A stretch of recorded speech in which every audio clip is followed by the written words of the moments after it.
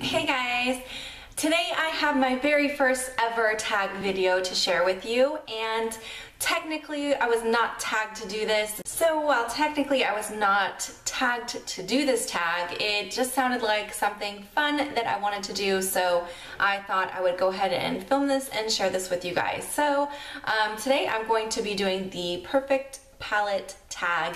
It's a tag that's been around on YouTube for quite some time, and I've recently acquired some new palettes and I have some favorites and things, so I thought this would be a fun way to talk about some of my palettes with you guys. So let's see, there are 8 questions in this tag, and the first question says best packaging.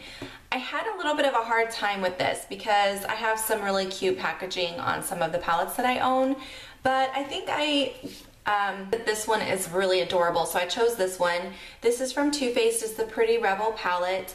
It's just really cute. I like how it has this gold in the background and then the like black stripes over the top, and I don't know, it's just really cute, so I really like it. And it has a giant mirror inside, which is great for when you travel. So yeah, I picked this palette for best packaging.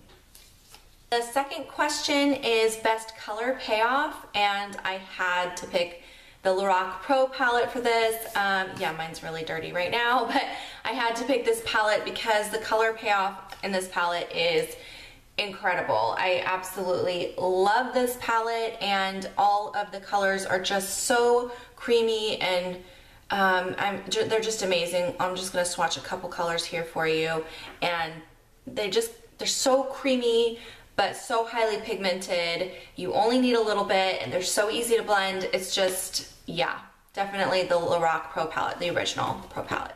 Okay, the next question was most versatile, and this was another one I had a hard time with because I have a few palettes that kind of have, that are pretty versatile, but I tried to narrow it down. I picked one, which is the Pro 2, Lorac Pro 2 palette.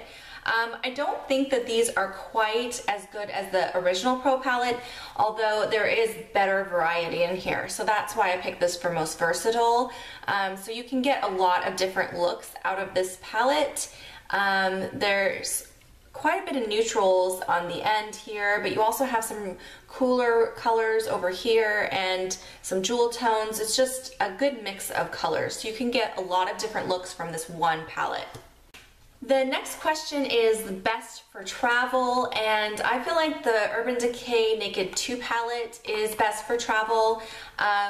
There's a couple reasons. I like the packaging is really sturdy. It's in a tin case, so it's really good for traveling. Plus, this one I think is a little better than the Naked 3 palette as far as different looks that you can create with it. So I've gone on vacations before and brought only this palette and no other shadows, because you can get so many different looks from this that you can really truly just use this palette for a weekend. Also, it has a really good giant mirror, so that is really handy when you're traveling to have that with you, and it comes with its brush as well. So I just felt like this overall was the easiest one to travel with, and yeah, so Naked 2 palette. Okay, so my biggest regret, this one was really easy. It's definitely this Tarte Be Magnificent palette. It's really pretty, and I did almost pick it for best packaging because I pretty much bought it for the packaging. It's a beautiful case, and purple's my favorite color, so I was definitely drawn to the packaging. But the shadows themselves, and there's actually some eyeliners and a blush in here as well, I'm just really not impressed. They're very chalky. They're all matte, which is fine. I like matte shadows, but the color payoff, it's just not there. They're not very blendable. They're very chalky. So I rarely use this palette, but it's so pretty that I will hang on to it, and it did cost a lot, so I'm not going to get rid of it, but that's definitely my biggest regret. Best color names, I feel like everyone's probably going to answer this question the same way, because the Balm Nude Tude palette, they have the cutest names on their shadows.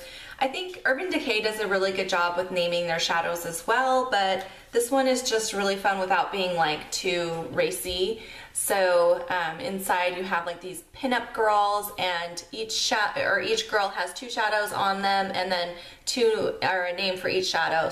This one is sassy and snobby, stubborn, standoffish, selfish, sultry, sophisticated, seductive, sexy, silly, serious, and sleek. So I just feel like it's really cute and playful, and that's why I like this one best for color names, the new tube palette.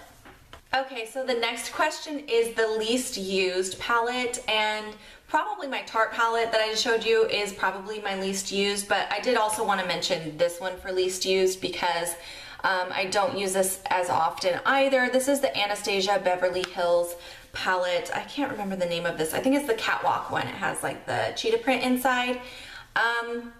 The reason I don't use this a lot is they're very hard to work with, these colors. I like the actual colors.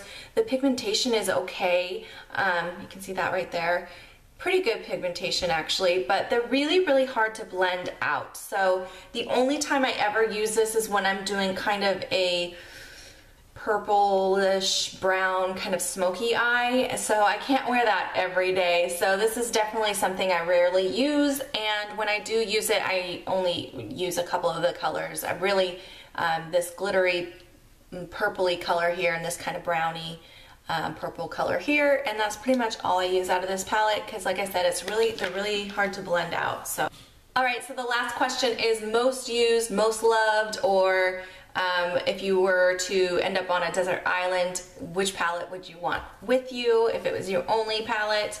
Of course, I have to go with the Lorac Pro palette again. I use this almost every single day. I really could use just this and nothing else. If all of my other palettes disappeared, I would be okay because this palette is just so great. It's so quick and easy to use because the shadows are so creamy and so pigmented. It almost does the work for you. You can just slap it on and go, and it's so easy. So when I have not very much time, I always reach for this palette, and there is a pretty good variety of colors in here, although they are mostly kind of warmer toned colors. But it's still a good variety, and you can still get a lot of looks out of this palette. So if I ever were to run out of the shadows in this palette, I would for sure go and get a new palette immediately because I just love this palette and I use it constantly. So all right, that's it for the questions. I hope you guys enjoyed this tag video. If you are interested in doing this tag yourself, please do it. I would love to hear about it. Just leave me a comment down below and let me know that you're doing it so I can go and watch your video as well. I've watched a ton of these and I love watching them. It's so interesting to see how different people like different palettes. So anyway, thanks you guys so much for watching today. If you haven't already, enter my contest, which is currently open, and I'll put a link below for you. Have a wonderful day, you guys. See you next time. Bye.